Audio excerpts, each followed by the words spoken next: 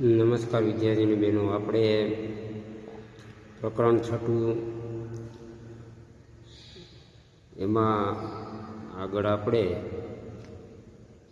સંચારના માધ્યમોમાં પારંપરિક ને સમૂહ સંચાર, આધુનિક પરંપરાગત, આધુનિક મુદ્રિત વિજાણુ. હવે આપણે પહોંચ્યા છીએ પરંપરાગત સમૂહ સંચાર માધ્યમો.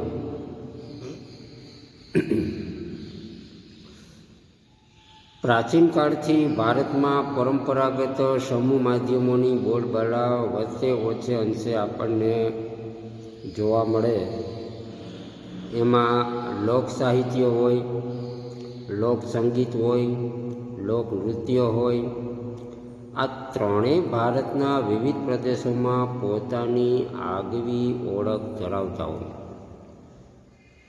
એમાં દાખલા તરીકે ગુજરાત છે તો એમાં સૌરાષ્ટ્ર કચ્છ વિસ્તારની લોકકથાઓ, લોકવાર્તાઓ, લોકગીત, આખ્યાનો, છંદ, દુવા.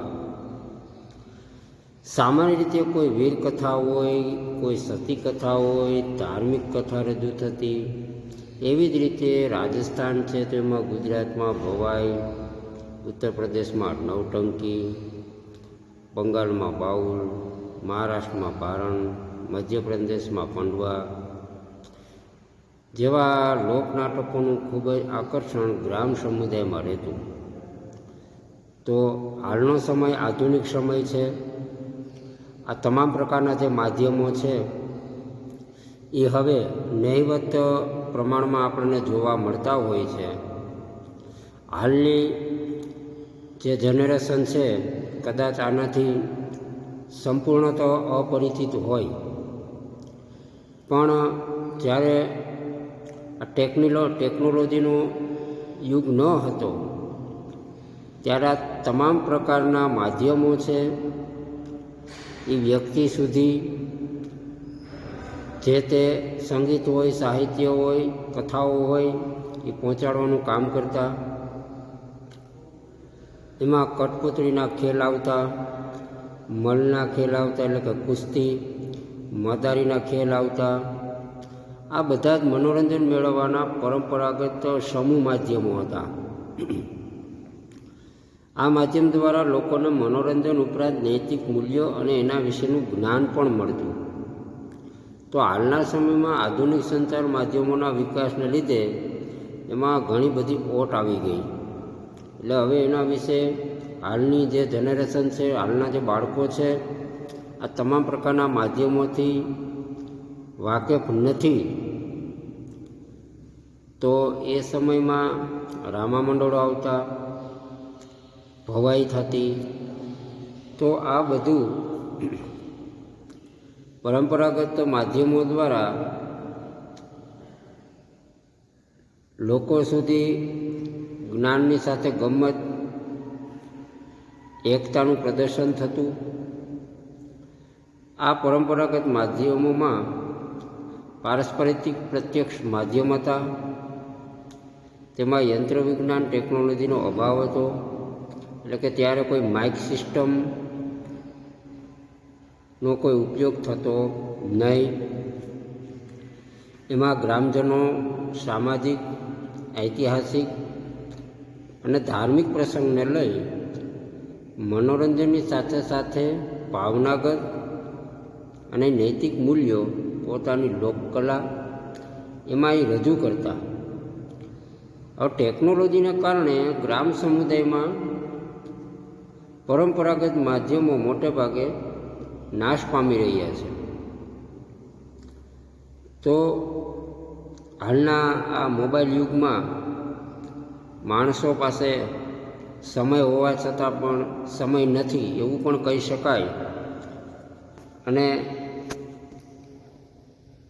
આ બધા માધ્યમોના હિસાબે આપણું જે પ્રાચીન માધ્યમો છે એને આપણે બધા વિસરતા જઈએ. એના હિસાબે આપણા નૈતિક મૂલ્યોમાં પણ ધીમે ધીમે ઓટ આવવા લાગી.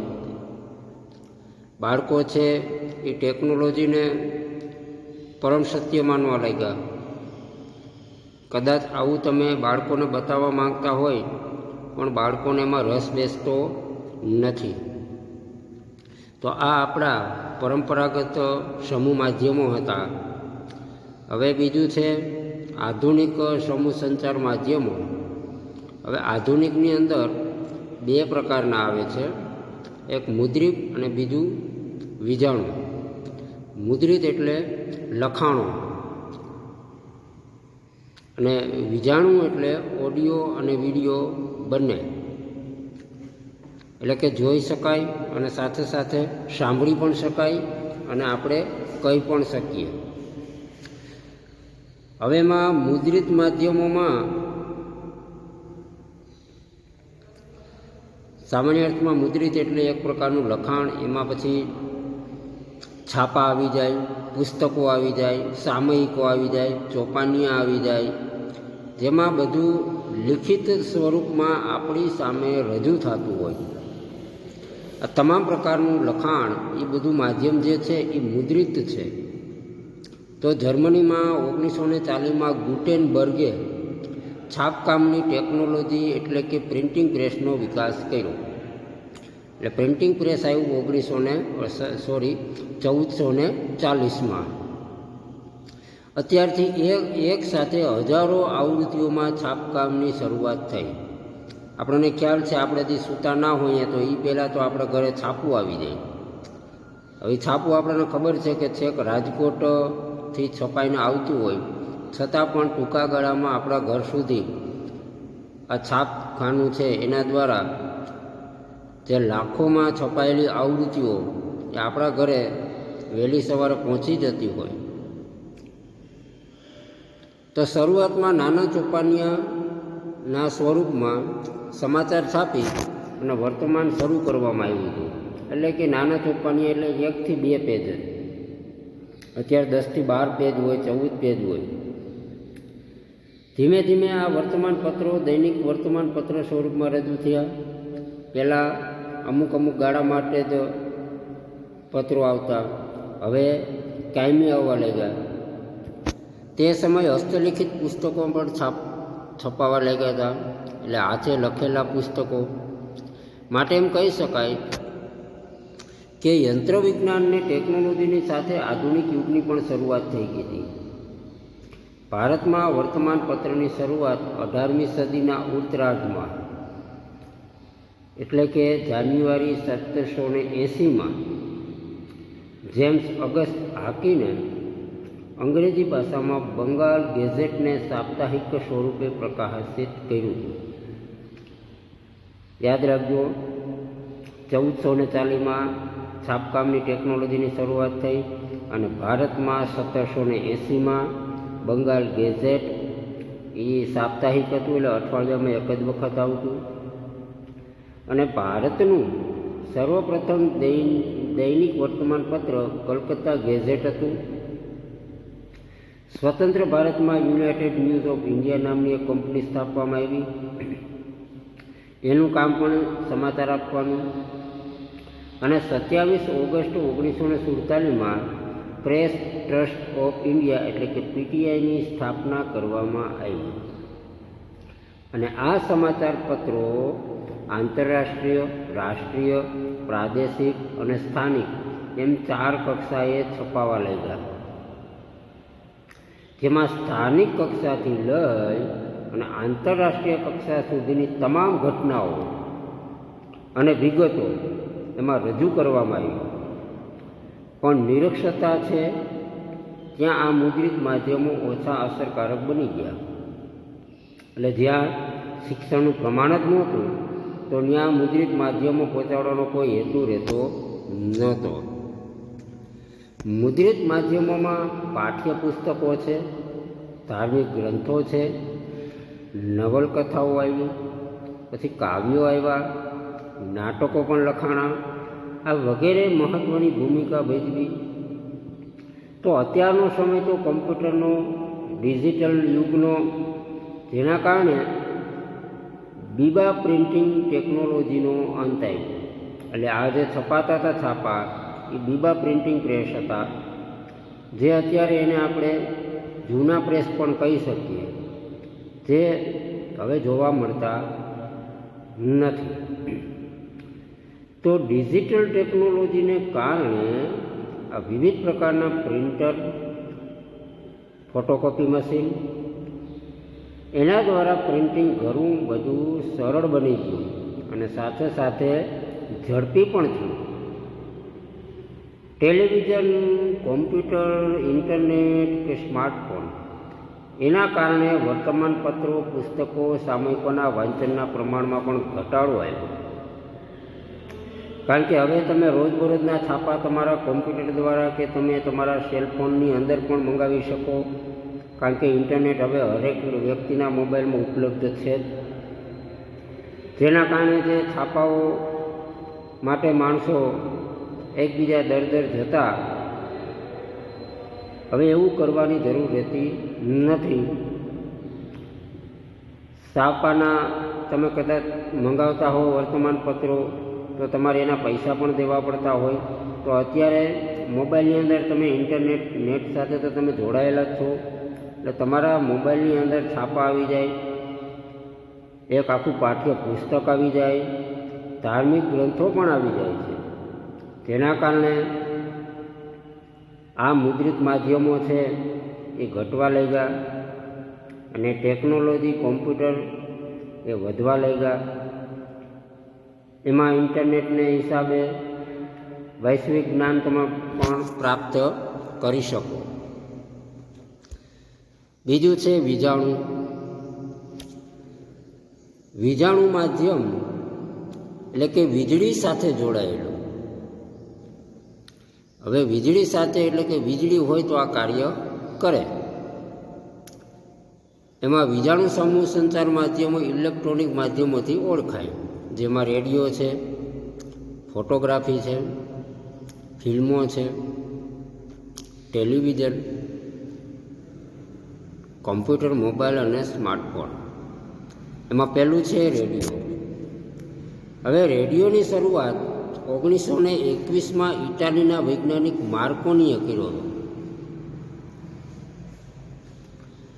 યાદ રાખજો, માર્કોનીએ 1921માં રેડિયોનો આવિષ્કાર કર્યો અને આકાશવાણીનું સૌપ્રથમ કેન્દ્ર ઇંગ્લેન્ડ હતું. અને ભારતમાં રેડિયોની શરૂઆત 1923માં ખાનગી સ્વરૂપે મુંબઈમાં ક્લબ રેડિયો શરૂઆતમાં થઈ હતી. નામ હતું ક્લબ રેડિયો. પછી આવ્યું 1927માં મુંબઈ અને કલકત્તામાં 2 સરકારી ટ્રાન્સમીટરની સ્થાપના દ્વારા આ 2 જગ્યાએથી એનું સંચાલન થયું. અને 1930માં રેડિયો સ્ટેશનનું સંચાલન અને એના ઉપર નિયંત્રણ સરકાર દ્વારા કરવામાં આવ્યું. પછી એનું નામ આપ્યું ભારતીય પ્રસાર સેવા, એટલે કે ઓલ ઇન્ડિયા રેડિયો. 36માં નામ બદલી ઓલ ઇન્ડિયા રેડિયો થયું. પછી 57થી ભારતમાં તે આકાશવાણી તરીકે જાણીતું બન્યું. તેનું ભારતના સૂચના અને પ્રસાર મંત્રાલય દ્વારા સંચાલન કરવામાં આવ્યું. તો હાલના સમયમાં ભારતમાં કુલ 187 રેડિયો સ્ટેશન, 180 રેડિયો ટ્રાન્સમીટર અને દેશનો કુલ 83% વિસ્તાર અને 96% જનસંખ્યાને આ રેડિયો માધ્યમ દ્વારા આવરી લેવામાં આવ્યો હતો.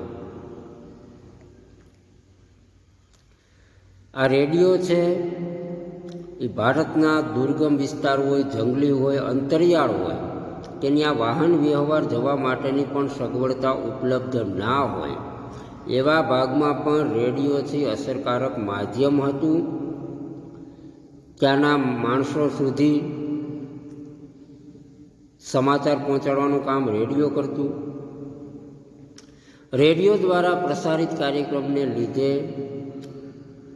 ખેડૂતો સુધી કૃષિ, પશુપાલન, મત્સ્ય ઉદ્યોગો, મરઘા ઉદ્યોગો, એને લગતી માહિતી એ વિકાસ અને પરિવર્તન લાવવામાં બહુ મહત્ત્વનો ફાળો આપ્યો. યુવાનો હોય, મહિલાઓ હોય, બાળકો, આદિવાસી વગેરેને લગતા કાર્યક્રમોનું પ્રસારણ પણ રેડિયામાં કરવામાં આવતું.